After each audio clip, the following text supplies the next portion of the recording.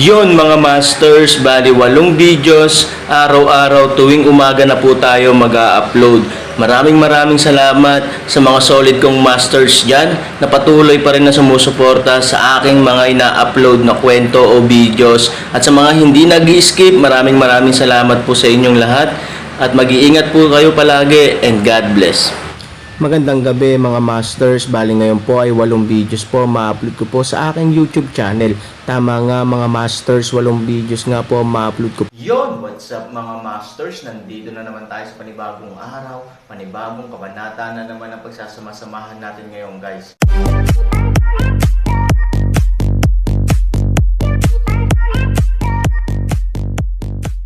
Bali mga masters, kung bago ka pa lang po sa aking YouTube channel, please click the subscribe button, lalong-lalo na po yung notification bell guys, para maging connected pa rin tayo sa isa't isa at maging updated kayo sa mga susunod ko pang video. Bali mga masters, bago natin umpisahan ng kwento ay mag-shoutout po muna tayo para sa mga solid nating tagapakinig. Shoutout kay Buhay Trabahador, shoutout kay Chris Abanador. Yun na nga mga masters, no? Bali hindi na ito patagalin. In 3, 2, 1, let's go!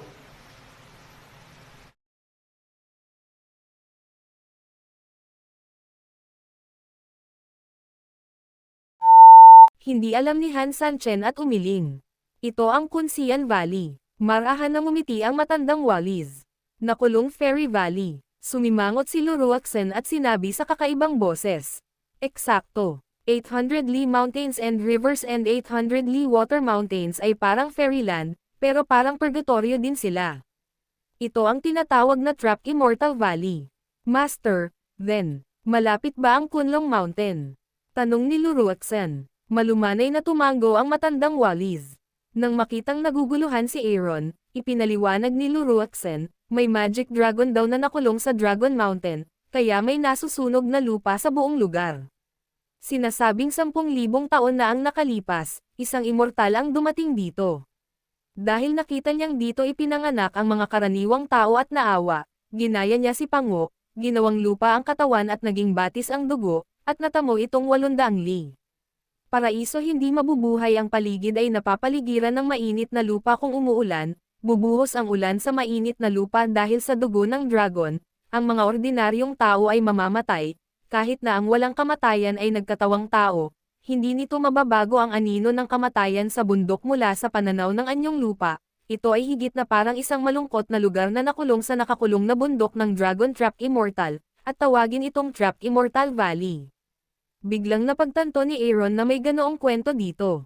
Kung gusto naming baguhin ang sitwasyong ito, kailangan naming lipulin ang masamang dragon sa nakulong na bundok ng dragon. 3,000, ikaw ay nilinang dito.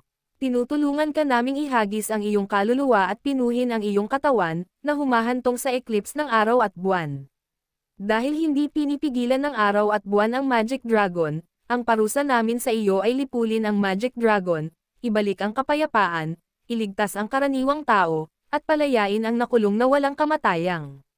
Lambak ang moral na pananaw, dapat mo ring bayaran ito kung hindi dahil sa espesyal na geographical na lokasyon nito, ang araw at ang buwan na dulot ng paghahagis ng iyong kaluluwa at pagpapadalisay sa iyong katawan ay nagpaisip sa mundo na ito ay ang pagbabago ng nakulong na Dragon Mountain, wala na kaming oras para ipanganak kang muli. Tumawa ang matandang Wallis. Cause and effect ikaw lang. Kailangan mong gawin. Ngumiti si Bahwang Tianshu at pagkatapos ay tumingin kay Luruaksen, nga pala, Miss Lu, gusto mo ring sumama sa 3,001. Pupunta rin ako. Bahagyang kumunat ang noo ni Luruaksen. Narinig din niya ang alamat ng nakulong na bundok ng dragon. Ang magic dragon sa loob nito ay napakalakas. Sa loob ng maraming taon, walang gustong hawakan ito. Oo, gayunpaman, iba ka sa Aaron. Ang responsibilidad ng Aaron ay hindi lamang tumulong sa nakulong na walang kamatayang lambak, kundi pati na rin sa pagtulong sa iyo. Alam mo ba na ang mga tanikala na ginamit upang sugpuin ang Magic Dragon ay ginawa ng mga bisig ng tunay na Diyos? Tanong ng matanda na nagwawalis ng sahig. Tumango si Luruaksen, alam ko. Kailangan mo ng lakas ng iyong braso para suportahan ka. Ito ang pinakamagandang pandagdag sa mga tanikala para sa iyo. At saka, bagaman mayroon kang espadang Xuanyuan, ito ay palaging mas masahol pa sa palakol ng Pango. Hindi ba't mas mabuti na magkaroon ng isang bagay upang mapunan ang puwang? Ngumiti ng mahina ang matandang Wallis. Nang marinig ito, lumiwanag ang mukha ni Luruaksen, at ang buong tao ay napakasaya. Salamat, Master. You're welcome. Bumalik ka na sa kwarto mo at maghanda. Pwede ka nang magsimula bukas ng umaga. Oo, napatikip ng bibig si Luruaksen at tumingin kay Aaron. Nang makita ang madilim na anyo ni Aaron, lalo siyang natuwa na humakbang ng kaunting hakbang pabalik sa loob ng silid. Sandaling umalis si Luruaksen, agad na gustong ilabas ng Aaron ang kanyang galit. Labis siyang nanlumo. Ano? Ayaw mo bang sumama? Nakangiting sabi ng matandang sweeper nang makita ang nanlulumong Aaron. Oo, Aaron is non-committal. I promise you to cultivate it for 3 days. Sa 3 araw, lalabas ako para hanapin si Ivory at Nyaner, pero hinihiling mo sa akin na harapin ang Magic Dragon. Basta makikinig ka sa akin, masisiguro kung hindi lang sina Ivory at Han Nyan ang ligtas, kundi pati na rin ang iyong mga kaibigan ay magiging ligtas. Bahagyang sabi ng matandang Wallis. Nang marinig ito, biglang nabigla ang mga mata ni Aaron, at naging alerto ang buong tao. Ano ang ibig sabihin ng matandang Wallis sa mga salitang ito? Mahirap ba? Hindi mo ba sasabihin sa akin na sina Ivory at Han Nyan ay nakatali, na walang kinalaman sa iyo? Sa oras na sinabi niya iyon, ang tono ng Aaron ay puno ng malamig. Kahit na mataas ang paggalang niya sa matandang Wallis at matinding pasasalamat, kung sino man ang manggahas na hawakan ang minahan ng Aaron, sina Ivory at Han Nyan, hindi kailanman magiging magalang ang Aaron. Kahit mabait ka na patayin ka tapos magpakamatay ka, paano ka? Hindi ko mahawakan ang asawa at anak ko. Nang makita ang intensyon ng pagpatay sa mga mata ni Aaron, kahit na ang matandang nagwawalis sa sahig ay nakaramdam ng lamig sa oras na ito. Sa kanyang mga mata, ang Aaron ay higit na parang isang bata, ngunit sa oras na ito ay parang isang demonyong lumalabas sa impyerno. Wala itong kinalaman sa kanya. He just knows some secrets. 8 ligaw na libro ring makitahan 3,000 mod ay mali, sa oras na ito dali-dali ipinaliwanag. Mabilis ding tumango ang matandang Wallis. Saglit na lumiit ang kilay ni Aaron, sa kanya ibinaba ang galit.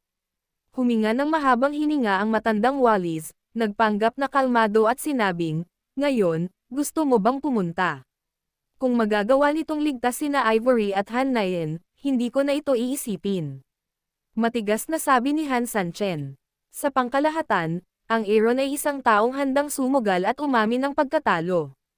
Bagamat pinaghihinalaan niya na siya ay inatake ng iba, malamang na siya ay nanggaling sa matandang sweeper, gayunpaman, ang pagkatalo ay nangangahulugan ng pagkatalo. Hindi mahalaga ang tanggapin ang parusa. Pangalawa, may tungkulin siyang gawing handa ang dragon na lumipat. Bueno, maaari kang pumunta kung gusto mo.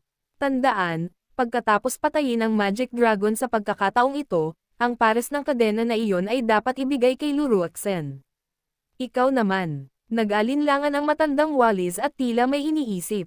Tumanggaw si Aaron, bagamat nalampasan mo na ang sakuna ng mga nagkalat na immortal, mahina pa rin ang iyong katawan. Tinutulungan ka naming ihagis ang iyong kaluluwa at pinuhin ang iyong katawan, ngunit may isang bagay na hindi makakatulong sa iyong paglutas. Tapusin ang pagsasabi, Wallisin ang sahig ng matandang lalaki na tumitingin sa Aaron, maaaring kailanganin mong gawin ito. Paano ito gagawin? Ang dugo ng Magic Dragon ay lubhang mapanlinlang. Maaari itong tumagos sa lupa at marumi ito. Ang pinaso na lupa ng mahabang bundok ay ang pinakamahusay na ebidensya.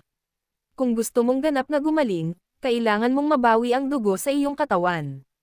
The Eight Wasteland Heavenly Book Road, ang dugo sa katawan mo ay pinaghalong divine blood at kakaibang lason. Napaka-espesyal nito. Kaming dalawa ay hindi makakatulong sa iyo. Kung gusto mo itong makabawi, ang dugo ng Magic Dragon ang pinakaangkop. Hindi lamang ito ay may malakas na enerhiya ng Magic Fire Dragon, ngunit ito rin ay maaaring ang pinakamahusay na suplemento para sa iyo, ngunit ito ay mapanganib din, dahil ang Magic Dragon ay masyadong malakas. Maaaring may masasamang reaksyon, ngunit kailangan mong subukan. Kumunat ang noo ng matandang Wallace, tumango si Aaron at sinabing, "Alam ko, well, wala nang iba, magpahinga ka na, magsisimula ka bukas ng umaga." Adverse reactions. Will you beat him like this? Umiling-iling ang 8 ligaw na libro at mapait na ngumiti. Nako, kung gusto mong maging Buddha o demonyo, ano ang magagawa mo, langit o impyerno? Ang matandang may mabigat na puso ay umiling at bumantong hininga. Ang magic dragon na nakulong sa Dragon Mountain ay malayo sa isang ordinaryong dragon. Isa ito sa mga ninuno ng Dragon Clan. Ang lakas at hininga nito ay higit pa sa paghahambing ng ibang mga dragon. Sa simula, ginamit ng tunay na Diyos ang kanyang sariling body bilang ang presyo. Ginamit niya ang hanay ng 8 poste upang sugpuin ito, ngunit kailangan mong gumastos ng Aaron. Alam kong mahirap itong harapin, kaya pinili ko ang lugar na ito upang magsanay para sa Aaron katao ang proseso, na pagkamalan ng mundo ang pagbabago ng bundok ng Kunlong, na umakit. Nang 10-10 milyong tao sa parehong oras, tinuruan niya si Luruaksen na mabuhay at mabuhay magpakailanman, umaasang tulungan siya sa labanan ang mga katawan, si Xuanyuan Pangu at ang gulong ng buwan ng langit at apoy, ay ginawa ang lahat ng aking makakaya. Kumunat ang noo ng matandang Wallis. Bilang karagdagan sa nakaraang pag-aayos, ang pinakamahalagang bagay upang makipagpalitan ng mga kasanayan kay Luruaksen ay ang Luruaksen ay makakatulong sa Aaron na labanan ang Magic Dragon. Kung kukunin mo ang Magic Dragon, hindi lang nito mapapalakas ang dugo ni Aaron, kundi mapalabas din ang nakakulong na immortal na lambak.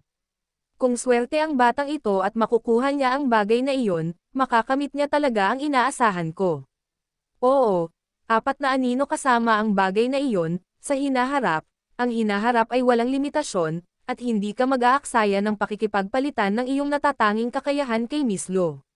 Gayunpaman, ang bata ay nalilito ngayon. Dapat niyang isipin na si Luruaksen ay kung ano ang gusto mo. Sinusubukan pa niyang sugpuin siya at kompletuhin si Luruaksen, 8 Wasteland Daybook mapait ang boses. Gayunpaman, hindi dapat sisihin ang Aaron. Maging siya ay maaaring hindi maintindihan ang matandang Wallis. Ang talino ni Miss Lu. Kung hindi, paano niya tuturuan si Aaron ng 4 Soul Formation ng Northern Underworld, at mas lalong hindi siya sasama sa kanya para harapin ang Magic Dragon. Walang magawang sabi ng matandang Wallis. Tinapik ni Bahwang Tianshu ang matanda sa balikat, maiintindihan ng batang ito ang iyong pagsusumikap balang araw, kahit na pinapakita niya lang na mamamatay tao, ngunit pagkatapos ng lahat, ito ay may kaugnayan kay Ivory. Nang marinig ang mga salita ng 8 Wasteland na libro, ang matandang Wallis ay biglang hindi napigil ang matawa, kailan mo siya sinimulang tulungang magsalita ng magagandang salita. Ngunit huwag kang mag-alala, alam ko kung gaano niya kamahal ang kanyang asawa. At saka, ito lang, natural para sa isang lalaki na magkaroon ng dugo. Panipi, magpahinga din tayo. Naniniwala ako na ang pagbabago ng Kunlongshan ay hindi lamang isang pagtitipon ng mga tao mula sa iba't ibang panig ng mundo. Ang 8 kaparangan na Tianshu ay biglang naging malamig at sumimangot, ibig mong sabihin. Oo, nag-aalala ako na ang mga tunay na Diyos sa tuktok ng mga bughaw na bundok at ang walang hanggang dagat ay lalabas. Dahil doon, sumimangot ang matandang sweeper, kapag kumilos na ang 2 matandang ito, magiging napakakomplikado ng sitwasyon, at ikaw at ako. Sa loob ng maraming taon, nakalimutan ko na kung ilang taon na tayong wala, isang magandang ehersisyo. Ngayon, oras na, ngiti ng 8 ligaw na libro. Sumasang-ayon ako. Nang marinig ang sinabi ng 8 Wastelands na libro, sa wakas ay bahagyang lumuwag ang mga kilay ng matanda sa oras na ito, at ang buong tao ay napangiti, totoo rin ang sinabi mo. Sa oras na ito, sa labas ng Dragon Valley, mayroong Dragon Mountain. Libu-libong milya ng nasusunog na lupa, itim na usok, kahit malakas ang hangin sa umaga, napakataas pa rin ang temperatura dito. Mula sa malayo, ang lugar ng proteksyon ni Buddha ay nasa ilalim ng anino, nagbabadya. Sa gitna ng nasusunog na lupa, isang bundok na puno ng itim na pinaso na mga bato ang pumailanglang sa langit na parang isang matalim na talam sa langit. Ang langit sa itaas ay itim at pula, at ang lupa ay nasusunog. Hindi kalabisan na sabihin na ito ay purgatorio ng tao. Panasan. Sa di kalayuan, isang pangkat na nakasuot ng yaosh na damit ay maingat na humakbang sa nasusunog na lupa. Pagkadikit pa lang nila sa paa nila ay naamoy na nila ang pastel na amoy ng sapatos nila. Maraming tao ang nakasimangot, kitang-kita na hindi sila komportable sa nasusunog na pakiramdam ng kanilang mga paa. Bagamat kumapal na ang sapatos sa paa ng mga taong ito. Sa likod ng karamihan, sumunod ang 3 Jade Chariot. Pagpasok ng mga porter na may dalang mga sedan sa nasusunog na lupa, mabangis ang kanilang mga mukha. Sa sandaling natapakan ng Buddha ang apoy, ipinakita nila ang kanilang mga ngipin sa sakit. Anong ginagawa mo? Sinasabi ko sa iyo, kung hindi ka makapasok sa inaantok na lambak ng engkanto bago ang dilim, mamamatay ka. Sigaw ng unang sedan na upuan sa porter. Ito ay si Ye Gacheng. May gusto lang magsalita, at kasabay ng isang splash, bumagsak ang ulo niya sa lupa. Sa sandaling ito, ang isang grupo ng mga porter kahit na sila ay hindi komportable, maglakas loob hindi hukay tunog, maaari lamang tumigas ang anit upang pumunta pasulong. Ibaba ang kurtina, bahagyang ipinikit ni Ye Gacheng ang kanyang mga mata, ang hangin dito ay napakasama, kaya medyo hindi siya komportable. Nakapasok na ba tayo sa nakulong na bundok ng dragon? Sa kaloob-loobang bahagi ng Kalisya, isang babae ang dahan-daang nakaupo doon. Siya ay dalisay at malinis, at ang kanyang mga damit ay kasing ganda ng isang walang kamatayan. Ang taong ito ay si Guyu, ang ampon ni Aotian at ang bagong asawa ni Ye Gacheng. Nandito na tayo. Pwede tayong pumunta sa inaantok na Fairy Valley bago magdilim. Binuksan ni Ye Gacheng ang kanyang mga mata at hindi maiwasang tumingin kay Guyu. Ang kagandahan ay nakalimutan niyang ibalik ang kanyang mga mata. Gu ay bahagyang binuksan mo ang kanyang mga mata, at isang pares ng magagandang mata ang humawak sa kaluluwa ng mga tao. Nasaan ang bagay? Yun na nga mga masters, no? Bali panibagong kabanata na naman yung natapos natin ngayong gabi. Muli, maraming salamat po.